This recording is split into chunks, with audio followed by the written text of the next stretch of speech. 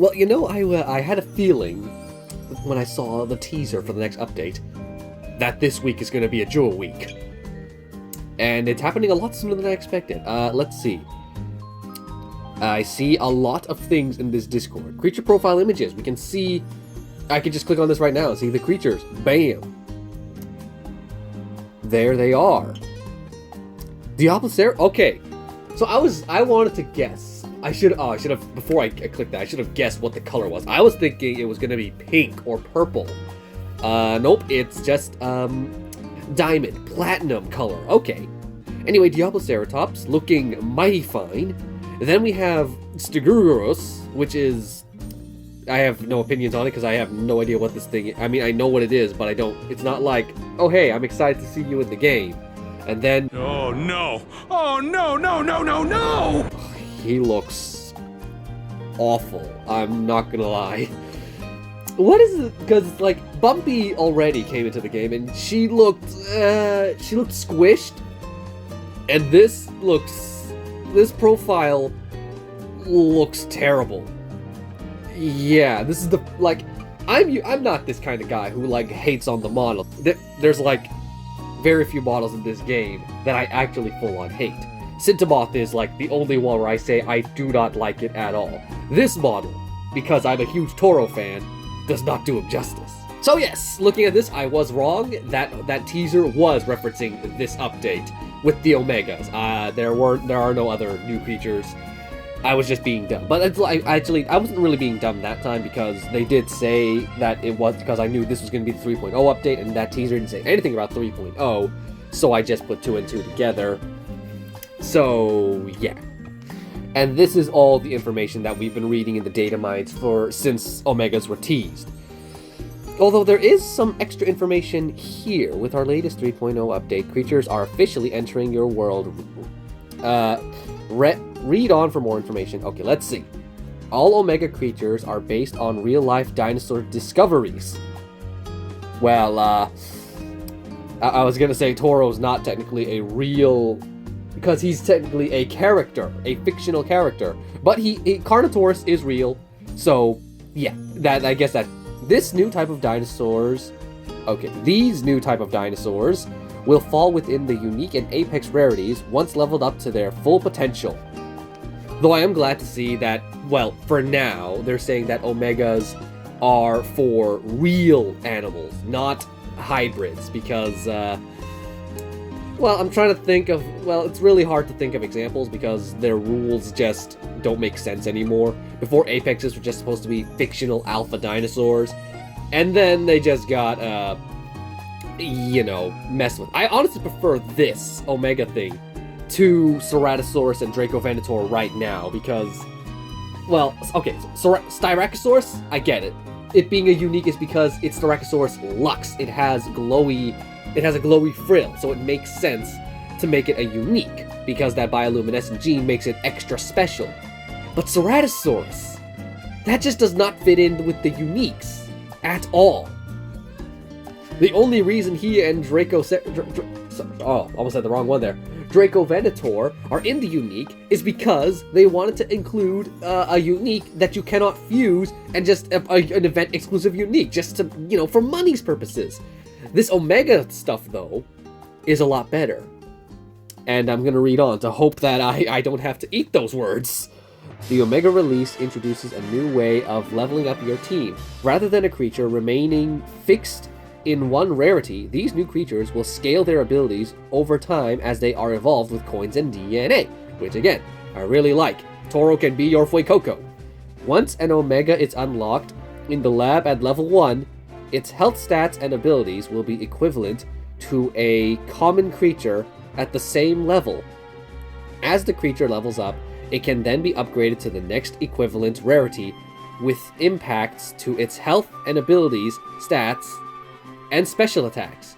Honestly, I feel like the way it's unlocked is like, it should still be like a common where you just need... How much DNA do you need to unlock a common? Is it 50? I think you need 50.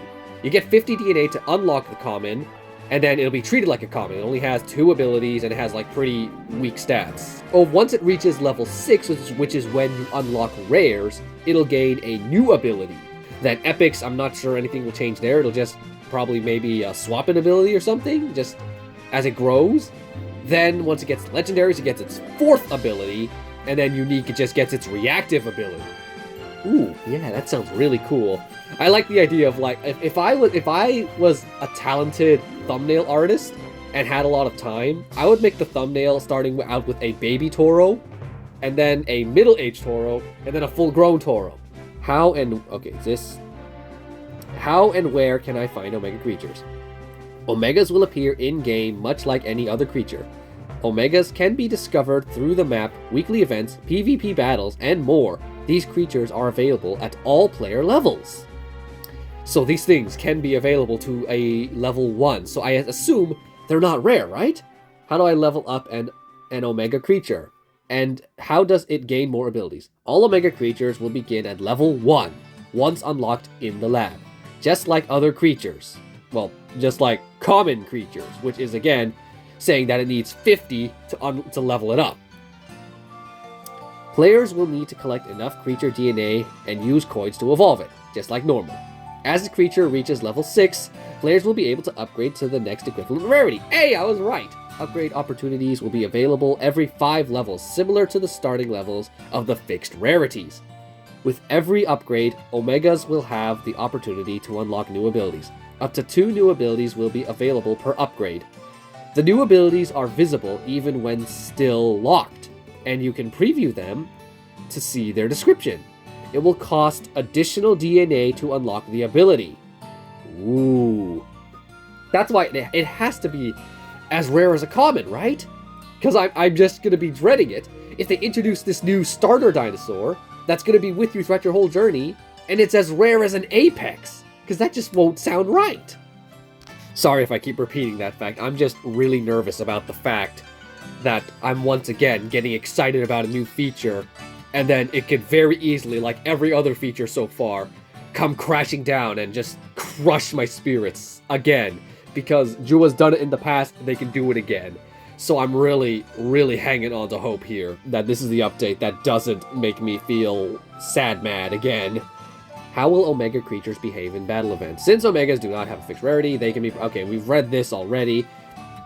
Unless explicitly specified, Omegas will be eligible for all battle events. Some abilities may be temporarily deactivated when participating in an event with rarity restrictions. Now that we've fully... I do like that they have a full page dedicated to explaining the Omegas as much as possible, except for how rare they are in the wild. Now, let's actually see what the Omega's abilities are. Let's see these dinosaur updates first, before we go... Oh! Indominus Rex Gen 2. When are you gonna fix the original Indominus?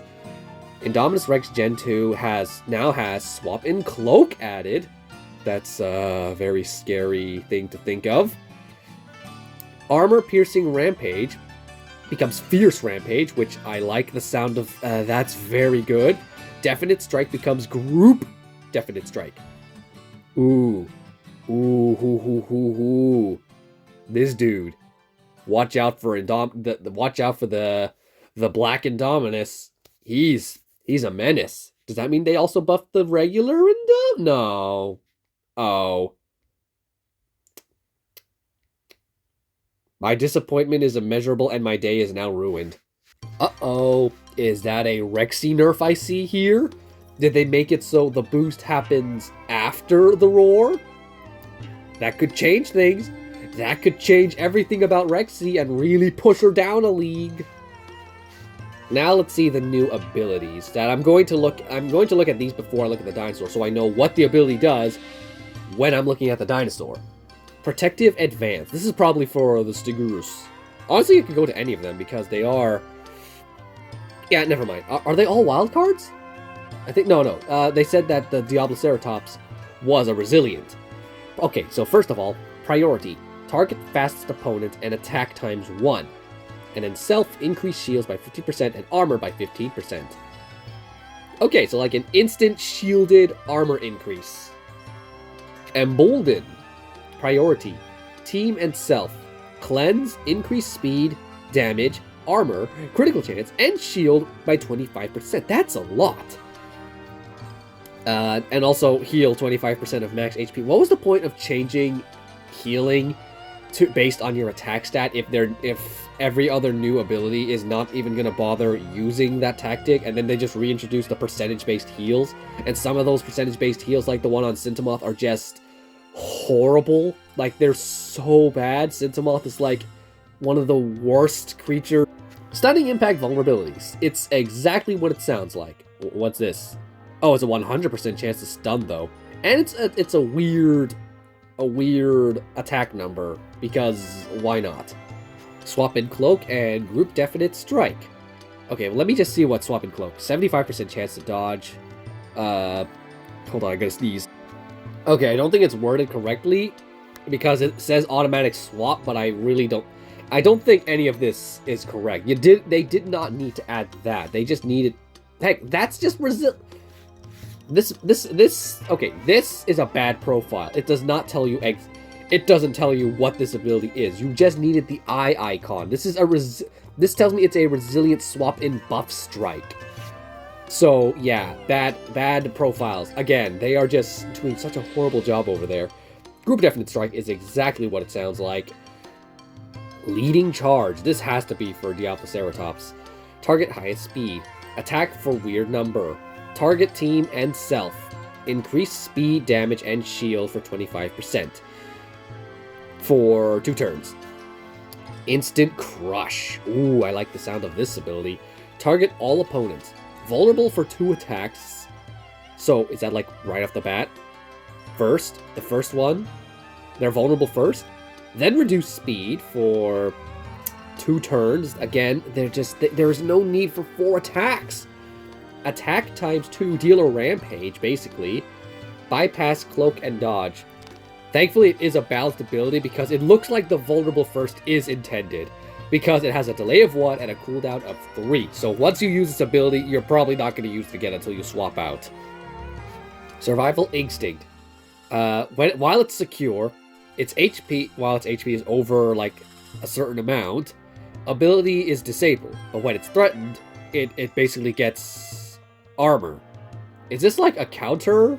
I assume this is a counter attack, which is basically just increases its armor every time it's hit.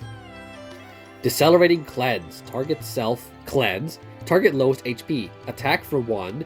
Reduce speed by 25 for a very pathetic amount. For 2 attacks, because apparently deceleration fades depending on its attacks now. If you counterattack, you get rid of your Delis deceleration. Oh, Ludia, come on. Get your facts straight. Your own facts straight. Angry Endurance. Target self. Increase armor for 20%. 2 attacks, 2 turns. Dodge 75% for 4 attacks and 2 turns. See, that is the perfect time to say. Oh, basically just increase armor and armor, dodge, and damage for certain amounts. Wow, that's a good ability. And swap in endurance, which does the exact same thing, except dodge. Well, for some reason it says dodge 66%. It tells us how much you dodge, despite the fact that we know how much it's going to dodge. Unable to swap for 2 turns. Is this for Toro? I think this is for Toro, though. And Horde Devour. This could easily go to Toro or Diabloceratops. Both of them have horns. But see how it has Devour? I'm assuming Toro, because he's a carnivore. Devour is definitely a carnivore-like ability. Target lowest HP. Attack times 2. Bypassing armor and dodge. Target self. Increase shields by 50%. And then heal 0.5 direct damage. Oh, sorry, like Devour heal. For 4 turns. Cooldown 2. No delay. Thrashing, impact, and run. Attack 1.5. Bypassing armor. Target self. Cleanse. Automatic swap. So the cleanse comes after the attack. So you can still distract the sting. Got it. Minor healing counter. While it's when receiving and surviving damage, attack 0.5 and heal 5% of max HP. Threatened okay, so deal half damage and then heal it depending on whether you're secure or threatened, either heal 5% or 10%. Got it. Now let's see which dinosaurs have these abilities, because I've already forgotten what these abilities do.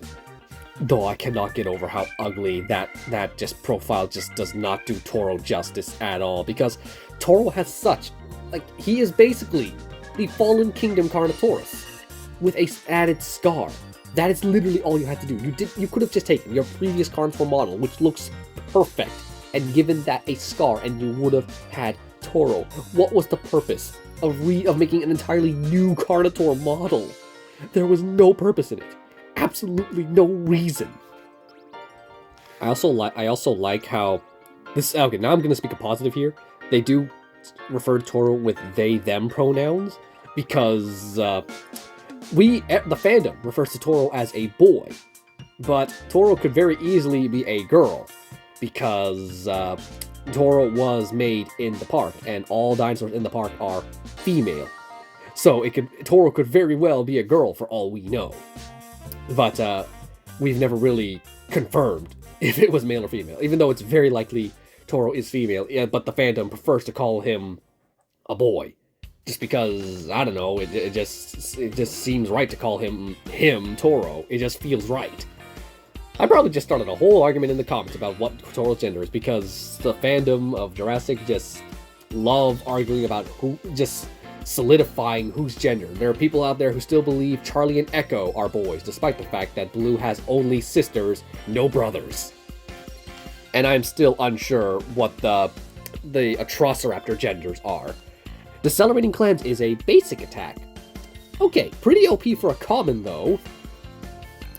Angry Endurance. So as a common, it only has Angry Endurance and Decelerating Cleanse.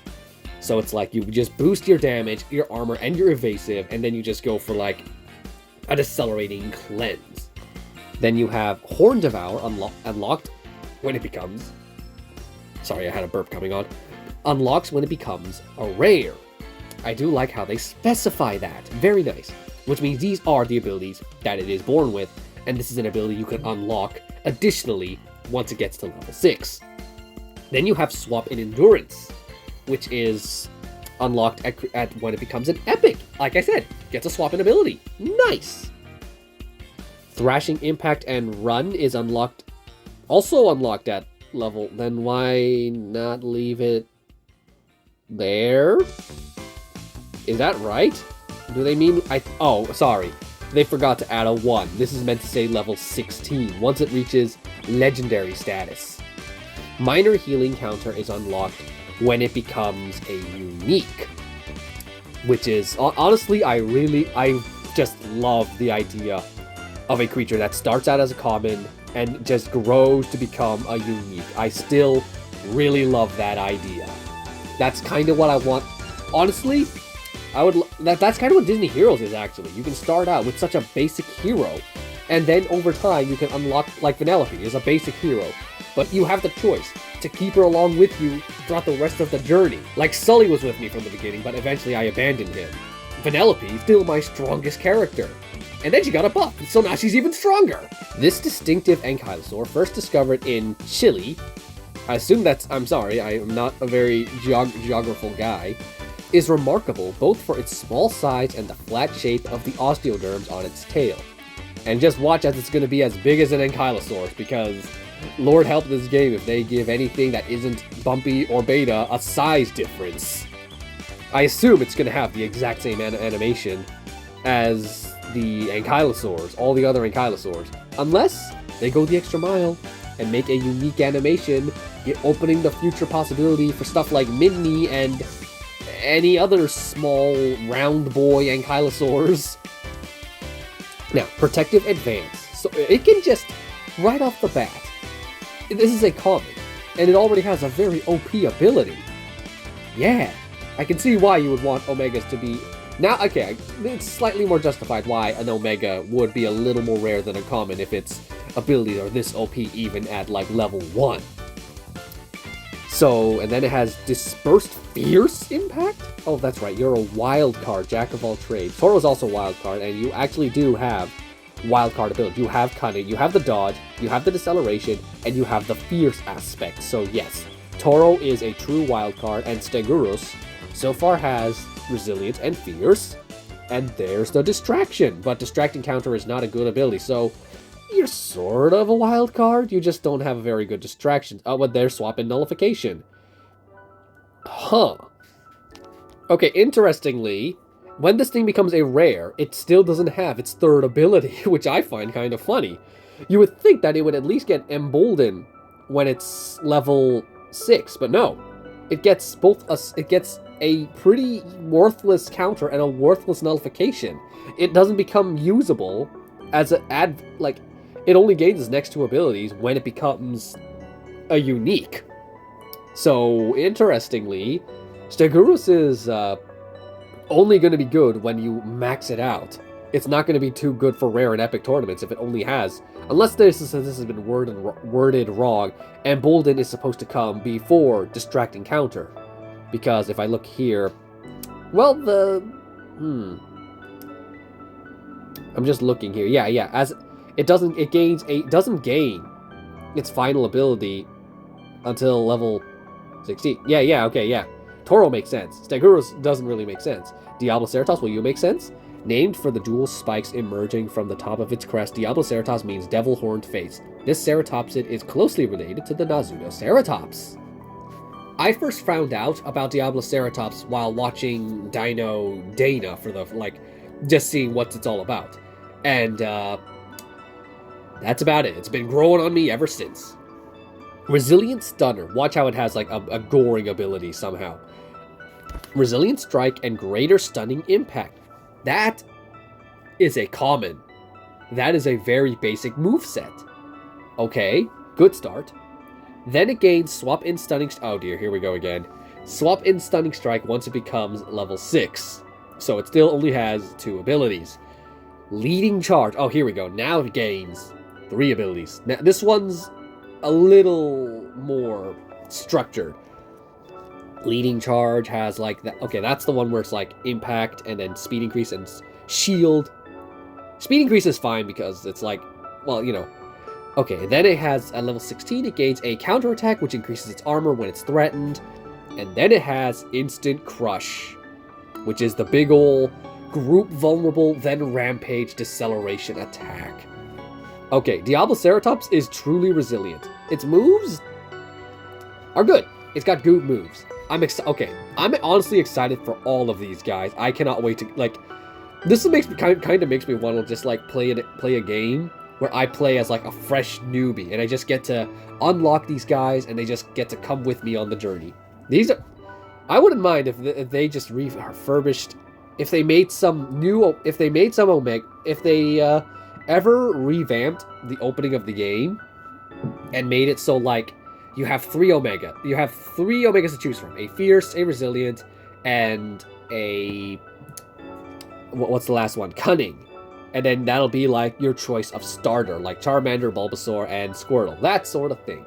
Again, I really like the idea of the Omegas, just hoping they're not as rare as a unique and they're just impossible to find. Toro is already an event exclusive, which is already sending some red flags, but they are saying that Stegurus is a short-range exclusive, so again, also a bit of a red flag that they're short-range, because short-range is kind of annoying to deal with. It's a pain in the butt, especially when you haven't unlocked it. Once you unlock it, then you can use Creature Tracker, I guess, but again, these guys are unlike Ceratosaurus and Draco Venator, I would actively go out on the map to search for these guys. But yeah, I've rambled on for 30 minutes now. Thanks for watching. I have to see what's going on my Discord, because I see some Discord profiles showing up. Bye.